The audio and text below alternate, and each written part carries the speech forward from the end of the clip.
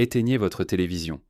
Tout ce que vous pensez savoir sur l'Europe n'est qu'une illusion savamment orchestrée. Les médias vous vantent une union sans fissure, un front uni, mais la vraie partie se joue ailleurs, loin des projecteurs. Décembre 2025. Les relations entre Washington et Bruxelles sont gelées, à la limite de la rupture. Pendant qu'on vous endort avec des discours vides et des images rassurantes, les véritables décisions s'arrachent dans l'ombre, là où seules quelques mains tirent les ficelles. Dans le secret feutré d'un hôtel viennois, un accord historique vient d'être signé. Bruxelles et Moscou pactisent, l'Ukraine, jadis symbole des principes européens, est sacrifiée contre du gaz à prix réduit. Tandis qu'on vous parle d'idéaux, l'Europe opte pour le pragmatisme, quitte à renier ses valeurs et trahir ses alliés. Ce compromis cynique n'est pas un simple jeu d'influence. Il en va de la survie économique de millions d'Européens, de la crédibilité de l'Europe et de la stabilité du monde. Votre avenir, votre sécurité, votre confiance en la démocratie sont désormais en jeu. Comment en est-on arrivé là ? Voici le contexte. Pour comprendre cette trahison, il faut remonter à la succession de crises qui a fragilisé le continent. Tout commence bien avant l'hiver 2025. Imaginez, les usines se taisent, les rues grondent, les dirigeants tremblent. L'hiver 2025 s'abat sur une Europe au bord du gouffre. Derrière les discours rassurants, la réalité frappe. Brutale, sans pitié. Regardez Hans, près de Leipzig. Son usine de fertilisants, jadis florissante, ferme, des centaines de collègues licenciés, des familles brisées. Hans ne rêve plus que d'un compte en banque qui tienne, de radiateurs qui chauffent. Comme lui, des millions de citoyens vivent la peur, la colère.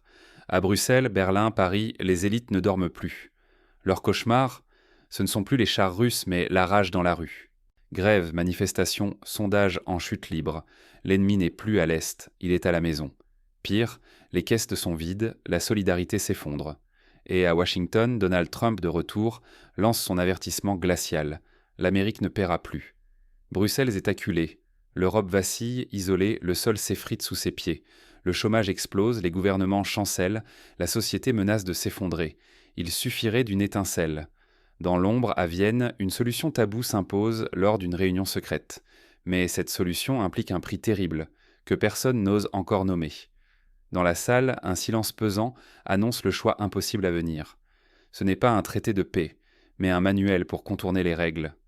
À l'abri des regards, dans les salons feutrés de l'hôtel impérial à Vienne, les véritables architectes de l'accord s'affairent, ni chefs d'État ni ambassadeurs, mais juristes et directeurs techniques de deux géants européens de l'énergie, face à des émissaires de Gazprom. Les journalistes sont écartés, car ce qui se joue ici dépasse le simple commerce. C'est une opération de camouflage, méticuleusement conçue pour duper l'opinion et pulvériser les sanctions contre la Russie. En Turquie, en moins de 24 heures, une nébuleuse de sociétés écrans émerge. Leur mission ? Faire passer le gaz russe pour de l'hydrogène vert. Sur le papier, tout est propre. En réalité, c'est du méthane sibérien rebaptisé qui traverse les frontières sous un faux passeport écologique. Les ingénieurs qui valident de ce tour de passe-passe savent que tout repose sur des chiffres et des signatures, jamais sur la morale. Le prix de ce stratagème est glaçant, une remise de 30% sur le gaz. Mais ce rabais s'achète cher. En échange, l'Europe offre le silence. Comment ? En sabotant discrètement la logistique militaire vers l'Ukraine. Aux frontières polonaises, les convois de munitions s'enlisent, chaque caisse, chaque boulon inspecté à la main.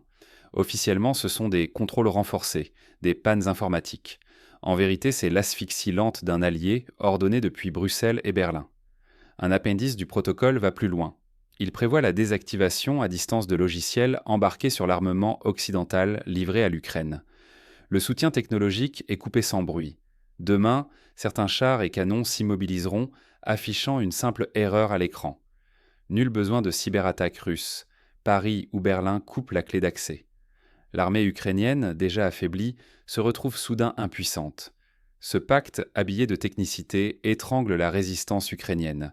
Mais au-delà, il sacrifie la souveraineté de l'Europe elle-même, troquée contre quelques mois de stabilité. À quel prix ? Celui de la trahison et de l'ouverture d'une boîte de Pandore où règne la loi du plus fort et la logique du chantage. Un message limpide. Si l'Europe peut sacrifier l'Ukraine aujourd'hui, qui sera la victime de demain ? Pourtant, alors que les accords secrets s'enracinent, des signes de fissure apparaissent chez les décideurs européens. Certains commencent à douter, jusqu'où pourront-ils tenir la ligne sans tout perdre ? Ce protocole, signé à Vienne en décembre 2025, scelle la mort du collectif occidental. Ce n'est pas un simple compromis, c'est un aveu public de faiblesse. L'Europe, pour la première fois depuis la guerre froide, échange ses principes contre une réduction sur le gaz. Sa vulnérabilité éclate au grand jour.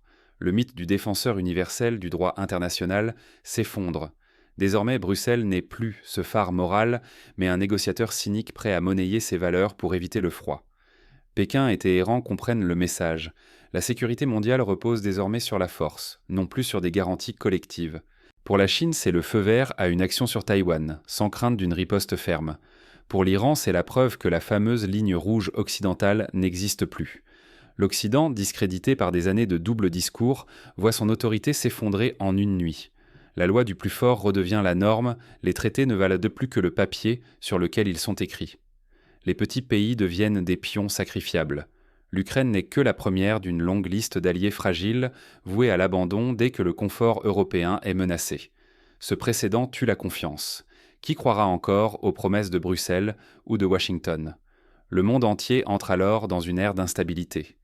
Les accords vacillent, l'insécurité s'étend à chaque État, chaque entreprise, chaque citoyen. La grande illusion de la stabilité européenne s'évapore, laissant place à la loi brute du rapport de force. Personne n'est à l'abri, pas même ceux qui pensent avoir triomphé. Mais ce basculement ne s'opère pas sans résistance. Certains, dans l'ombre, s'organisent déjà pour contrer ce nouvel ordre brutal. Derrière chaque ruine, un contrat attend déjà d'être exécuté. Les caméras filment la poussière, mais à Bruxelles comme à Moscou, tout se joue loin des regards. La guerre devient une ligne comptable, la paix une affaire d'actionnaires.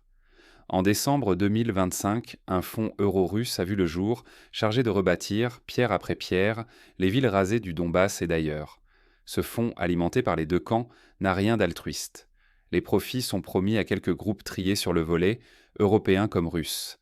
Les appels d'offres, décidés avant même le dernier tir d'artillerie. Chaque pont détruit, chaque école effondrée, se traduit déjà en factures et dividendes. La souffrance devient un poste de revenu. Ici, la paix n'est aucun produit. On ne parle plus de cessez-le-feu, mais de marge, d'échéance et de taux d'intérêt. Les valeurs démocratiques, 100 fois invoquées, sont sacrifiées au nom de la rentabilité. La dignité d'un peuple s'échange ici contre des lignes de crédit et des profits occultes. Et si vous croyez que tout cela relève d'un cercle restreint, détrompez-vous. Cette logique contamine tout. Chaque conflit devient une opportunité, chaque crise un marché. Peu à peu, la boussole morale d'une société entière s'égare, jusqu'à confondre la justice et le profit. À ce stade, la question dépasse la politique ou l'économie. Elle touche à notre responsabilité collective. Face à ce cynisme systémique, que reste-t-il à faire individuellement en tant que citoyen ? Mais la mécanique ne s'arrête pas là. Ce pacte secret, forgé à Vienne, bouleverse l'équilibre du continent. Derrière les promesses officielles, une nouvelle ère s'ouvre pour l'Europe et personne n'en sortira indemne. Et vous, à la place d'un dirigeant, auriez-vous osé ? Seriez-vous prêt à sacrifier la dignité d'un pays pour réchauffer des millions de foyers européens ? Auriez-vous, à Vienne, en décembre 2025, signé ce protocole secret, du gaz russe à bas prix, en échange du silence sur l'Ukraine ? Ce choix clandestin ne résout pas seulement une crise. Il engage toute une génération politique, l'âme du projet européen et votre propre conscience. En trahissant un allié pour quelques mois de stabilité, c'est la légitimité morale de l'Europe qui s'effondre et, avec elle, la confiance dans les valeurs universelles. Demain, l'histoire jugera les signataires. Mais aujourd'hui, c'est à vous de choisir. Fermer les yeux pour obtenir un peu de confort ou résister malgré la peur du chaos, la colère de la rue et l'effondrement économique. Votre sécurité, votre avenir politique et l'image que retiendra l'histoire de votre nom, tout est en jeu. Le mythe du collectif occidental s'est fissuré sous la pression du réel.